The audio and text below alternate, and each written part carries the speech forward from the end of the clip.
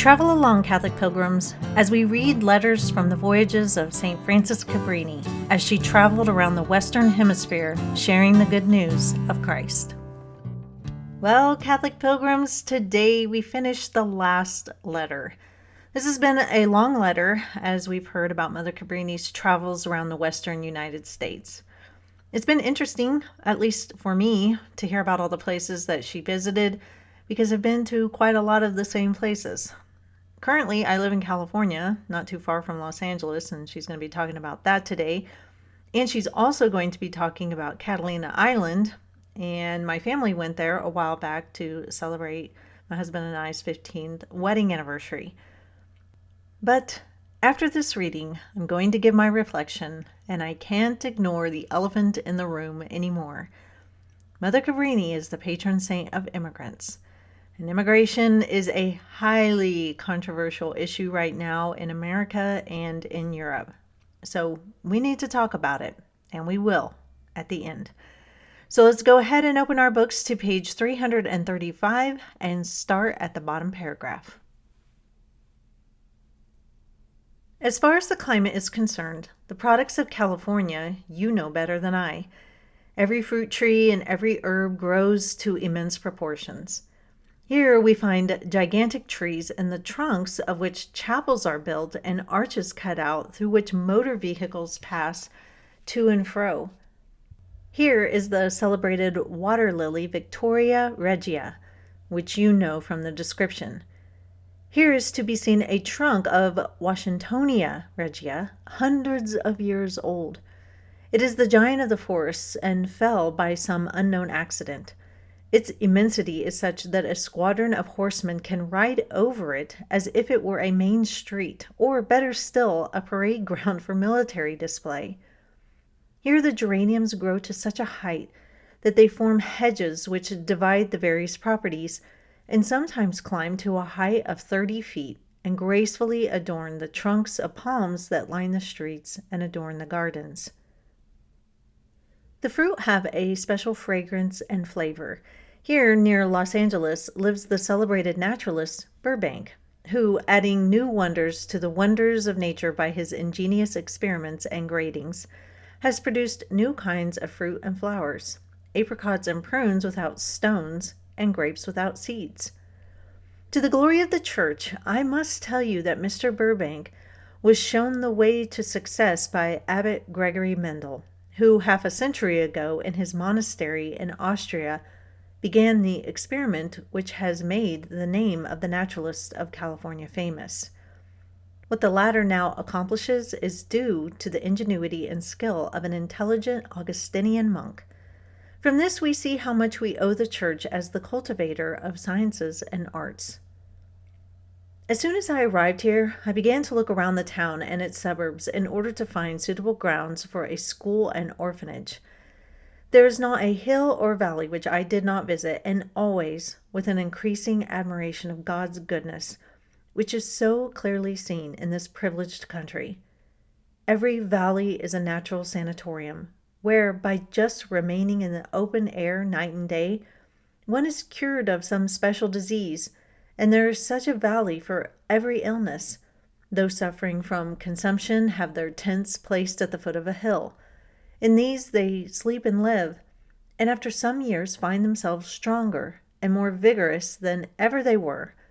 In other places, those who suffer from asthma, nerves, and anemia likewise recover their health. The air acts both as doctor and medicine to all. Los Angeles in 1880 had only 11,000 inhabitants. Now it counts 150,000. And in the winter, this number is increased by tourists who come to spend the season here. Whilst I was there, 30,000 more were added to the population. It is only about 16 miles from the sea, which is easily reached by an incomparable system of electric trains. The most elegant palaces, not to be found in other states, adorn the streets, while villas and parks extend from the brow of the hills to the plains. There is no house, however small, that has not a flower garden, and palms give the city an elegant aspect. It was precisely on one of these hills that I found a place adapted to our work. And I can really say it was prepared for us by the Sacred Heart, for the palm trees in front of the house hide it so nicely that it seems like a real convent. At the same time, we are but a short distance from the town, and at the foot of the hill where our house is situated, the Italian families live, so that the sisters find themselves in a few minutes right on the field of work and are able to quickly reach the school that Bishop Conati is erecting for us. Whilst I was arranging to buy this property, I had the opportunity of visiting the Venice of America, as it is called. This place is situated in a most charming position on the shores of the Pacific Ocean. It is a small city built after the style of Venice.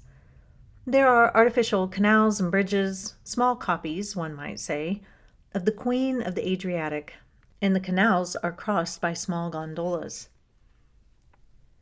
Stone buildings are few in number, as are also brick houses in Los Angeles, but the houses made of wood are of exquisite workmanship. Therefore, except in the principal streets, which remind one of Italy, the city consists mainly of tents.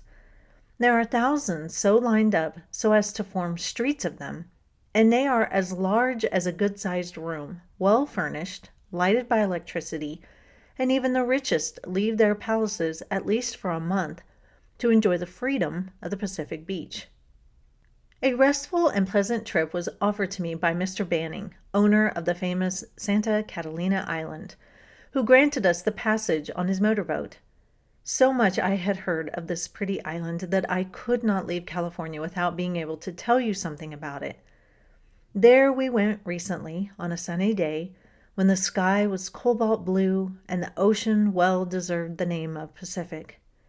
The 3 hours trip seemed very short, absorbed as we were in the sight of the ocean and sky. As we approached, only the outline of the rocky island could be seen, about 30 miles in length. But on entering the bay, the fog gently lifted like the curtain of an immense stage, revealing the enchanted scenery prepared by the hand of God. I thought I was viewing in a dream an earthly paradise.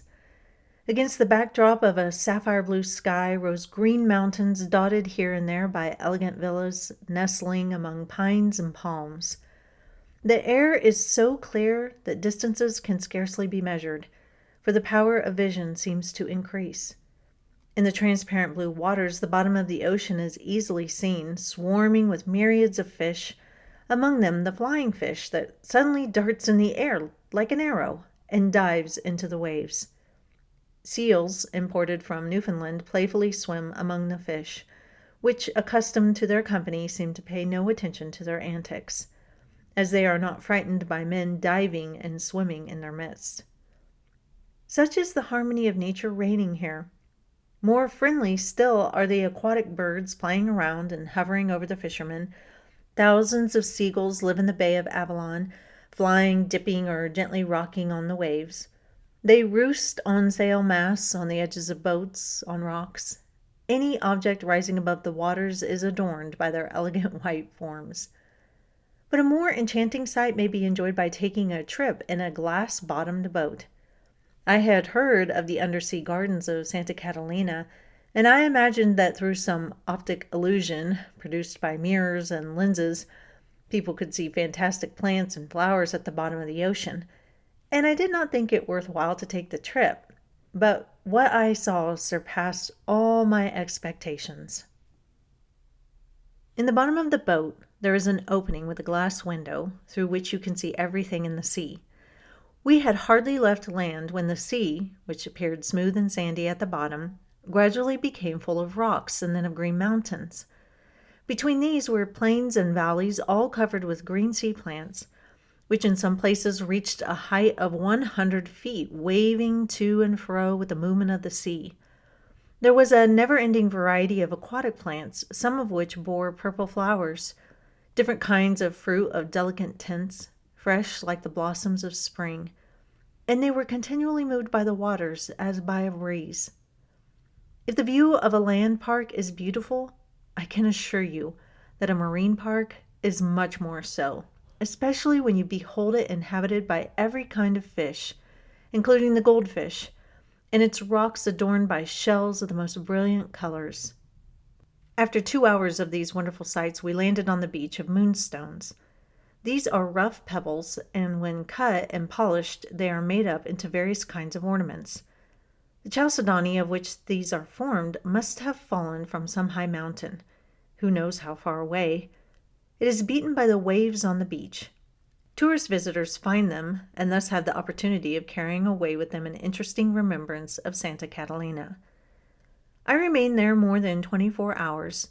The island belongs to a rich man who refused to sell it for $5 million. He has made it a holiday resort and a terrestrial paradise for tourists. The perfect system of electric trains which connects Los Angeles with its suburbs affords foreign visitors the opportunity of a beautiful pleasure trip, which I was able to avail myself of through the kindness of friends. In less than 4 hours after leaving the shores of the Pacific, we reached the top of Mount Lowe, 6,000 feet high. Leaving the beach, we ran through vineyards and fields which reveal the fruitfulness of the soil. There you have only to sow the seed and leave it to the care of the sun and rain, and in the autumn you get an abundant crop. In less than half an hour, Los Angeles appeared like a majestic queen with her beautiful white palaces scattered through the perennial green of the surrounding hills. Then, between new hills, we reached the aristocratic city of Pasadena, where the millionaires of the United States pass the winter. In the midst of green carpets dotted with flowers and amidst the perfume of orange trees, we reached the foot of Sierra Madre. To the inhabitants of California, the word foothill suggests all that one can imagine as good, beautiful, and healthy. There, orange and lemon blossom and ripen without danger of frost, and there one gathers even in winter the most delicate vegetables. There also the sick recover their health. From Altadena, which is at the foot of the mountain, you can ascend in a railway to a height of 5,000 feet. At this height begins the most attractive part of the site because when once there, you immediately enjoy the splendid panorama of the open valleys and plains. An electric railway, constructed by the characteristic boldness of the Americans, spreads its lines from peak to peak, suspended over dizzy abysses below, and then climbs the rocks of granite, which seem inaccessible, to such a height of 6,000 feet. And so one enjoys the whole beauty of the mountains without being an alpinist. I spent several hours contemplating the splendid sight that one enjoys up there, and stretched my vision as far as the ocean, which one can see on clear days. But I must return to Los Angeles. Already our sisters are well settled and have begun their work, not only on behalf of the Italians, but also for the poor Mexicans, who are numerous here and in great need of help. Priests are so few here that the heretics have already sown their cockle in this beautiful country. I've never seen a country in which there was a greater number of sects, and of the most ridiculous kind. Returning home one evening at 6 p.m., I had to pass through one of the principal streets, when my attention was drawn to a group of women and men prostrate on the ground at the corner of the street, crying and beating their breasts, whilst one of them preached in a loud voice that they should be sorry for their sins. I was told to wait a minute if I wished to see a funny sight. Then, quite suddenly, they all stood up and clapped their hands and jumped and danced very joyfully. The preacher assured they jumped with joy. This practice of theirs has given them that the sins they had wept over were pardoned, and so the name of the Holy Jumpers. There are also the Nazarenes who profess to live without eating or drinking. Christian Science holds sway everywhere. Right in the center of the town, these people have a big tent, where there are written in big letters the words of Holy Scripture referring to the miracle performed by St. Peter at the door of the temple. And there they perform their miracles, carefully prepared beforehand, of course. There the lame walk and the blind see in the presence of those foolish enough to allow themselves to be deceived. But a poor lame man who, in good faith, went in the hope of being cured, was badly treated on one occasion. The spirit invoked was unwilling to perform the miracle. The minister shouted, Lord, listen to us because we are holy and innocent, and come immediately after you. But it was of no use.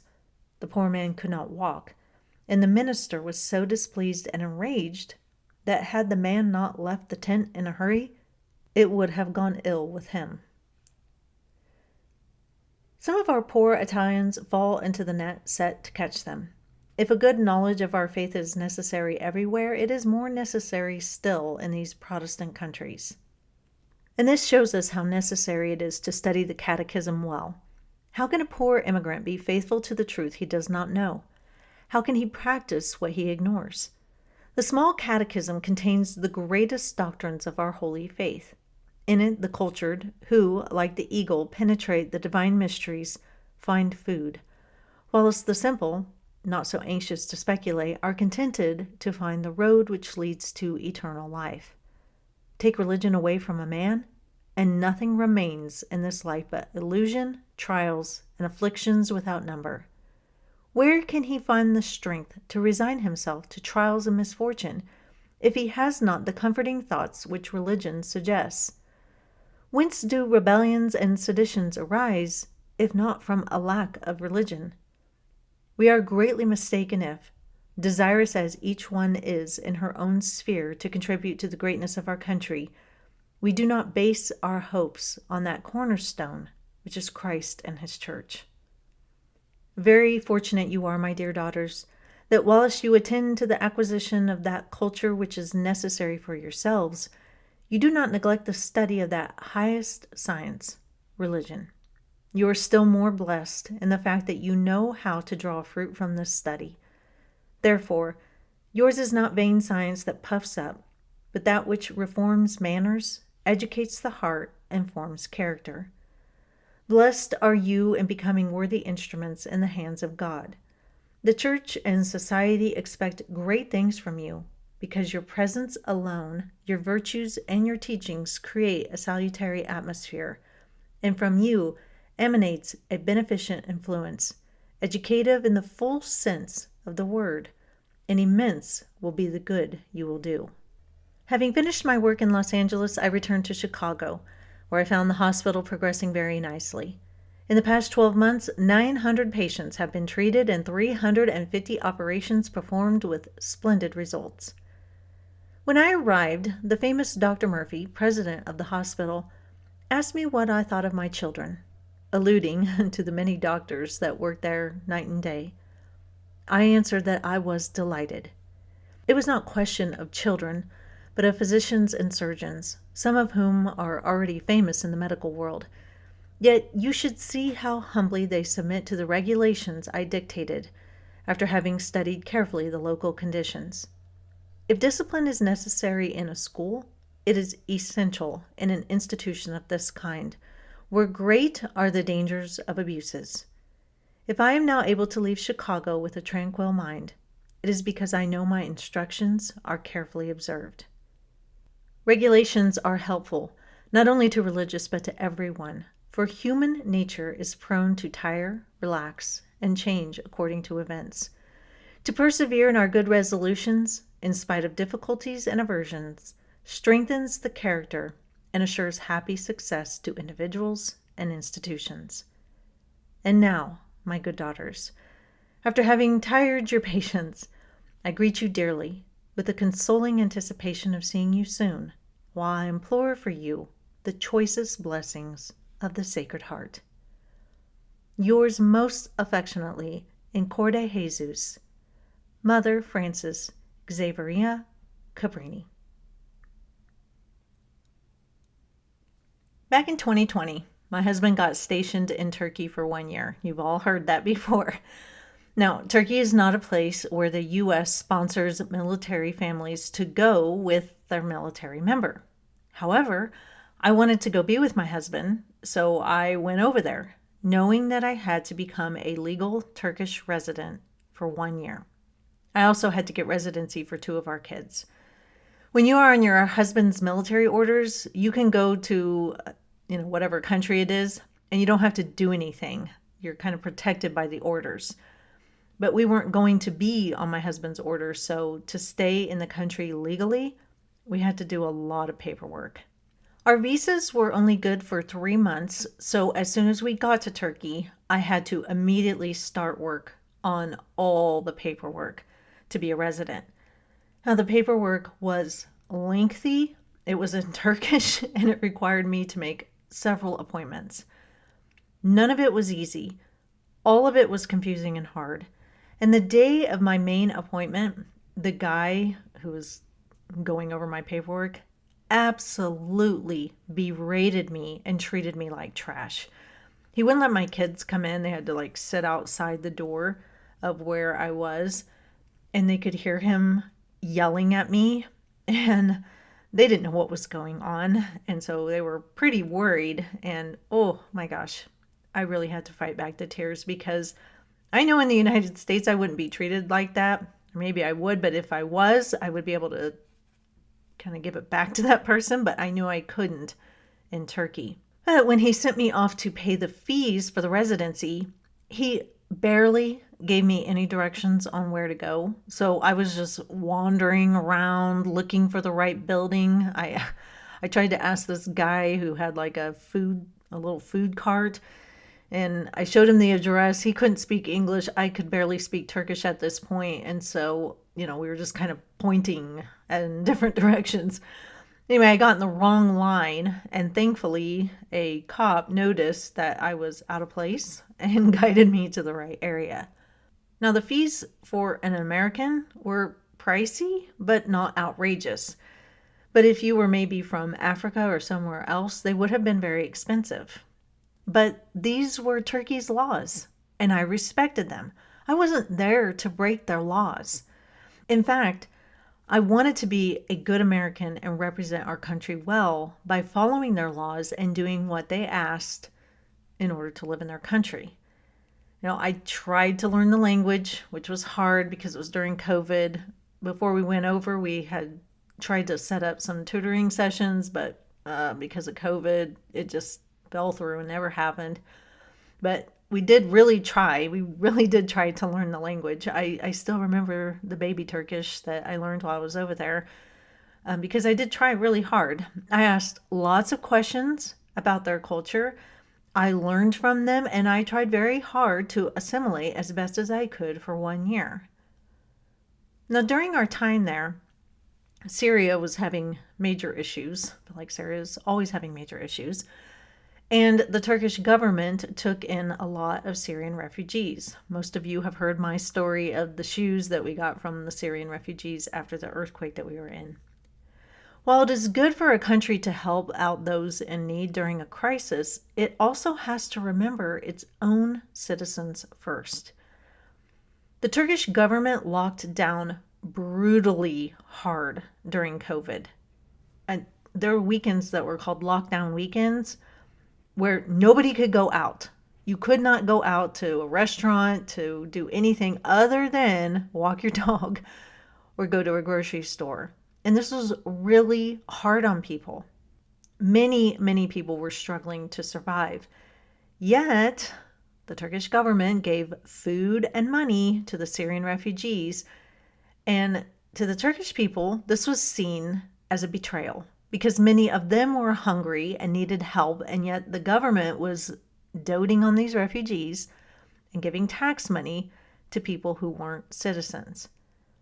The Turkish people would tell you that this was all in an effort to win votes eventually, and it angered them, and rightfully so. It's very true that there is nothing new under the sun, and we see similar situations played out all over the world. Now, usually when it comes to immigration, you have those who are heavy on the mercy side and those who are heavy on the justice side. And to be completely transparent, I lean on the justice side. 3 big reasons why I lean on that is because 1, my sister was almost killed in a terrible car accident in Florida when she was hit by 2 drunk illegal immigrants. Number 2, in my work as a criminologist who specializes in sexual violence crimes, I have seen and dealt with the horrible ramifications of sex trafficking in this country, which in large part is due to a porous border. And number 3, I have seen too much of our country begin to resemble the third world, and I'm not interested in living conditions that resemble the third world. Oftentimes, when things have been left unchecked for too long, the cleanup is never pretty. When there has been an overabundance of misplaced mercy, the second there is an attempt at any kind of justice, many people can't handle it. However, you cannot have a functional civil country without justice. God is both justice and mercy, and we would do well to imitate both. The Catholic Church does not advocate for utterly open borders. It does recognize the sovereignty of countries and the job of a government to decide who enters their country. No country is obliged to just let anyone in. The Vatican itself has rules about being in that country illegally, and there are fines for anyone caught being there illegally. The Catholic Church also does not advocate for utterly closed borders either, recognizing that people do have a right to move around the world. Now, Trent Horn has an excellent video discussing church documents and what the church teaches about immigration, and I'm going to link that in the show notes because he just does a really good job of going over everything. Now, Mother Cabrini would certainly not advocate for the poor treatment of immigrants, and we read at the beginning of this last letter how much of a heart she has for immigrants, she being one herself. She also would certainly not advocate for immigrants breaking the laws of a country. If you are going to try to move somewhere, you need to follow their laws, respect them, try to be a productive citizen, not be a drain on the economy, and learn the language. It is not virtuous to ignore the criminality that comes with mass amounts of illegal immigrants pouring into a country. It is not virtuous to ignore the fact that a country simply cannot support caring for millions of people that contribute very little in the way of taxes. It also is not virtuous to watch the culture of your country change into another country's culture because of mass migration. It is unfair to expect people to tolerate or afford such things. Now, I get wanting to come to America, but just like I had to respect the laws of Turkey and go through the burdensome hassle of being a legal resident, I expect other people to follow the same rules of our country, and it is not wrong to expect that. A country's first priority is to its citizens. If the citizens are being overly taxed, burdened, or harmed by immigrants, then it is the duty of the government to protect its own citizens. Now, if a country is blessed with freedom and wealth, it is only natural that it is going to attract people. However, those wanting to come here should be respectable, desirous to assimilate, and be grateful for the opportunity. And if an immigrant is acting in good faith, citizens of that country should be welcoming. Now that brings us to the end of Mother Cabrini's letters. We still have 2 more episodes, the reading of the epilogue and the episode with my final thoughts. Again, I would highly encourage you to watch the Trent Horn talk on immigration that I'm going to put in the show notes. He gives a good, thorough, balanced look at the issue without all the emotions, and we need more of that. So that is all for today, Catholic Pilgrims. I'll see you back here soon. And until then, live the faith boldly and travel well.